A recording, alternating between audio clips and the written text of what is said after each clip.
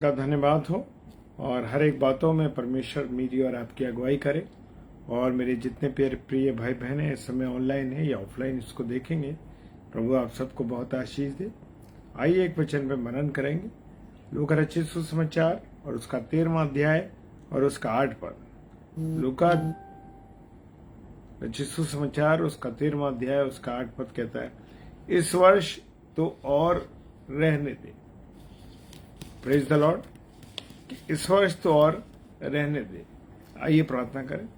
धन्यवाद के साथ परमेश्वर आपके चरणों में आते हैं खुदावन, और आज की रात्रि में जब आप हमसे बातचीत करना चाहते हैं प्रभु जी हम अपने मनों को तैयार करने वाले बने खुदावन, और तेरे वचन के अनुसार अपने जीवन को चलाने वाले बन सके। सब कुछ आपके हाथों में सौंपते यीशु मसीह के नाम से मांगते हैं, आमीन। Praise the Lord. और यहाँ पर एक बगीचा है और उस बगीचे के अंदर एक पेड़ है, और उस पेड़ के लिए परमेश्वर का कुछ हुक्म है। और जो उस पेड़ का, उस बगीचे का जो माली है, उस बगीचे का एक माली है और इस बगीचे का एक मालिक भी है। और उस पेड़ का जो वहां उस बगीचे में लगा था काटने के लिए, मालिक ने बोला कि इसको काट दो। लेकिन जो हमारा माली है, लेकिन जो उस बाग का माली है वो कहता है कि इस अपने मालिक को कि इस पेड़ को 1 वर्ष और मौका दीजिए, इस पेड़ को 1 वर्ष और लगने दीजिए। अगर ये फल देगा तो ठीक है, और नहीं देगा तो इसको काट डाला जाए। इसको इसलिए काटा जा रहा है इस पेड़ को कि वो पेड़ जो है 3 वर्ष से उसमें कोई फल नहीं लगा है, उसके अंदर कोई फ्रूट नहीं आया। और पेड़ हम जानते किस लिए लगाया जाता है। पेड़ जो लगाया जाता है कि इसमें फल आए और अच्छे फल आए। लेकिन अगर फल ना लगे, चाहे वो कितना भी हरा भरा हो, उस पेड़ को काट दिया जाता है। Praise the Lord. और यहां पर जो एक संसार के बारे में बात की जा रही है, माली है एक यीशु मसीह, और बगीचे का जो मालिक है वो परमेश्वर है। और परमेश्वर ने कहा कि इस पेड़ को काट डाला जाए क्योंकि इसमें फल नहीं आ रहे हैं। लेकिन प्रभु यीशु मसीह एक मालिक के रूप में है, और वो कहता है कि इस वर्ष और रहने दे, इसमें मैं खाद लगाऊंगा, इसमें मैं अच्छा पानी डालूंगा और इसको अच्छा रखूंगा ताकि ये अगले वर्ष फल दे। हालेलुया। और ये भी बात कहता है गलातियों की पुस्तक में 5 अध्याय 22 पद में, गलातियों 5:22 कहता है, और वो पेड़ जो हम ही हैं। पेड़ क्या है? हम हैं। और मेरे प्रियो, और हम में अगर परमेश्वर की आत्मा के फल नहीं दिखाई देते, हमारे में क्या आने चाहिए? आत्मिक फल आने चाहिए। अगर ये फल हम में नहीं लगते मेरे प्रियो, तो परमेश्वर को हमसे कोई फायदा नहीं है, और शायद हमारे काटे जाने का हुक्म हो जाएगा। यानी कि उस पेड़ यानी मैं और आप, अगर हमारे अंदर परमेश्वर के फल ना दिखाई दिए तो क्या होगा? कि उसे काट डाला जाए। गलातियों की पुस्तक उसका 5 अध्याय 22 पद कहता है। और मेरे प्रियो, हमारा मालिक कौन है? प्रभु यीशु मसीह। वो हमारे लिए बाप से, परमेश्वर से विनती करता है कि इसे 1 साल और दे दे, इसे 1 साल और रहने दे। परमेश्वर से 1 साल और रहने दे। रोमियो की पुस्तक उसका 8 अध्याय 34वां कलाम कहता है। रोमियो 8:34।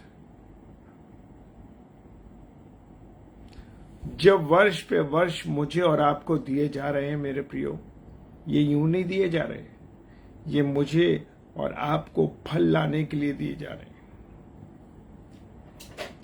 नया साल हमको मिलता है, हमें जो फल मिल रहे हैं मेरे प्रियो, वो फल इसलिए मिल रहे हैं कि मैं और आप समय जो मिल रहा है वो ये मिल रहा है कि मैं और आप अपने अच्छे फलों को खुदा को दिखा सकें। ये वर्ष भी मुझे और आपको जो मिला है वो इसलिए मिला है कि मैं और आप इस वर्ष में आत्मिक फलों से फलने फूलने वाले बने। पेड़ इसलिए नहीं लाता क्योंकि पेड़ में फल लाने की ताकत नहीं है, और उस फल को, जो फल है वो फल नहीं लग रहा उसके अंदर। तो मेरे प्रियो, मेरे अंदर और आपके अंदर फल लगना चाहिए। मसीह जीवन अपनों के लिए नहीं है मेरे प्रियो, मसीह जीवन जो है दूसरों के लिए। इसी प्रकार से पेड़ में जो फल आते हैं वो पेड़ के लिए नहीं है, दूसरों के लिए, ताकि वो लोग उसे इस्तेमाल करें और आनंद करें। आज मेरी और आपकी जिंदगी कैसी चल रही है? आज मेरी और आपकी जिंदगी इतनी व्यस्त है मेरे प्रियो, इतना ज्यादा व्यस्त है कि बस हमारी नौकरी चल रही है, हमारा घर चल रहा है, हमारे बच्चे, इसी में पूरा दिन, पूरा समय, पूरा माह इस साल में गुजरते जाते हैं। आज हम किसी दूसरे के लिए कुछ कर नहीं पा रहे हैं मेरे प्रियो। इसलिए परमेश्वर का वचन बताता है, अपने वचन के द्वारा परमेश्वर हमें समझाना चाहता है कि हम दूसरों के लिए भी समय निकालें। हमें सबसे पहले क्या करनी है? दूसरों के लिए प्रार्थना करनी है। क्या मैं और आप दूसरों के लिए प्रार्थना करते हैं? अपने लिए तो सब प्रार्थना कर रहे हैं, क्या मैं और आप दूसरों के लिए प्रार्थना करते हैं? और जब हम दूसरों के लिए प्रार्थना करेंगे तो उनके जीवन में परमेश्वर काम करेगा। और मेरे प्रियो, इसके बाद माली से कहता है कि मैं इसके चारों ओर क्या डालूंगा? खाद डालूंगा। खाद पेड़ के लिए खास आशीष होती है। इसका अर्थ है कि यीशु मसीह की विनती पर परमेश्वर हमको क्या दे रहा है? नया साल दे रहा है। Praise the Lord. हमारा माली कौन है? हमारा माली हमारा प्रभु यीशु मसीह है, और हमें उसके द्वारा एक नया साल दिया जा रहा है। और इस साल में बहुत सी आशीषें हमको मिल रही हैं और मिलने जा रही हैं, ताकि हम बहुत सा फल लाएं। हम अच्छे हैं इसलिए प्रभु हमें आशीष नहीं दे रहा है, परंतु अच्छा बनने के लिए मुझे और आपको वो आशीष दे रहा, बरकत दे रहा है। नहीं तो हम काट डाले जाएंगे। वो क्या कहता है प्रकाशित वाक्य के अंदर? प्रकाशित वाक्य के अंदर कहता है परमेश्वर का कलाम, अगर तू जो जिम्मेदारी तुझे दी गई है, अगर तू उसे नहीं काटेगा, उसको नहीं निभाएगा ना, उसके अनुसार नहीं चलेगा ना, तो मैं तेरा दीपक हटा दूंगा। वो मेरा और आपका दीपक हटा देगा अगर मैं और आप जिम्मेदारी से काम नहीं करेंगे। मेरे प्रियो, आज बहुत से लोग ये कहते हैं कि हमारे पास चर्च जाने के लिए, प्रार्थना सभाओं में जाने के लिए वाहन नहीं है, गाड़ियां नहीं है। तो एक भाई था, उसके पास कोई गाड़ी नहीं थी और वो परेशान था कि मैं किस प्रकार से पवित्र हैकल में जाऊं, प्रार्थना सभा में जाऊं। जाना चाहता था पर पहुंच नहीं पाता था। परमेश्वर ने उसकी प्रार्थना और विनतियों को सुना, उसे जवाब दिया और उसे एक नई मोटरसाइकिल दी, और वो परमेश्वर की महिमा करने के लिए मोटरसाइकिल के द्वारा जाने लगा, मीटिंग्स में जाने लगा।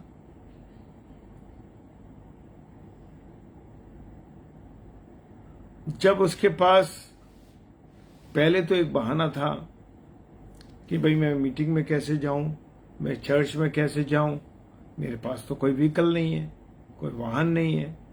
जब परमेश्वर ने उसको एक मोटरसाइकिल दे दी, एक गाड़ी दे दी, अब उसके पास वो बहाना नहीं है कि अब मैं कैसे जाऊं, अब मेरे पास तो कोई चीज नहीं है।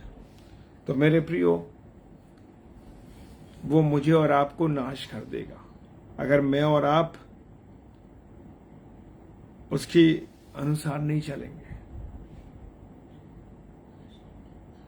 हमारा और आपका सब कुछ 100% प्रभु के लिए पहले होना चाहिए। पहला कुरिन्थियों 10 अध्याय 31 पद कहता है, प्रेज द लॉर्ड, मेरा और आपका सब कुछ 100% प्रभु के लिए होना चाहिए। और हम देख सकते हैं कि जिस पेड़ के अंदर बहुत अधिक फल होते हैं, मेरे प्रियो, वो झुका हुआ होता है। मुझ में और आप में नम्रता होनी चाहिए, घमंड नहीं होना चाहिए। आज जो कुछ भी हम हैं, मैं और आज आप जो भी कुछ हैं, मेरे प्रियो, ये परमेश्वर की दया है। ये मत सोचिए कि मैं किसी अच्छी जगह पे रह रहा हूं या रह रही हूं। ये मत सोचिए कि मैं बहुत अच्छा प्रचार करता हूं या करती हूं। ये मत सोचिए कि मेरे पास बड़ा घर है, बड़ी गाड़ी है। ये सब कुछ है, वो कुछ नहीं है। वो परमेश्वर की दया है, जो उसने अपनी दया हम पर, मुझ पर, आप पर की है। तो इसलिए नम्रता से जीवन जीना हम सीखें और परमेश्वर जैसे चाहता है उसके अनुसार में और आप चलने वाले बन सकें। Praise the Lord. परमेश्वर आप सबको बहुत आशीष दे, बरकत दे, अपने अनुग्रह में रखे। आइए हम प्रार्थना करें। धन्यवाद के साथ परमेश्वर आपके चरणों में आते हैं और जो बातें आज परमेश्वर आपने हमें दी हैं, उन सबको प्रभु अपने पार रखने वाले बन सके और इसके द्वारा दूसरों को शिक्षा देने वाले बन सके। पिता, हमारी भी सहायता करिए कि हमें परमेश्वर ने जो समय दिया, जो वॉइस दिया है, वो इसलिए नहीं दिया है कि हम बर्बाद करते हैं, बल्कि आत्मिक फलों को लाने वाले बन सकें और उन फलों को हम दूसरों के साथ बांट के खाने वाले बन सकें। पिता, सहायता कीजिए, मदद कीजिए। पूरी प्रभुता हमारे जीवन के आपके हाथों में सौंपते यीशु मसीह के नाम से मांगते हैं, आमीन आमीन। प्रेज द लॉर्ड, हालेलुया, जय मसीह की।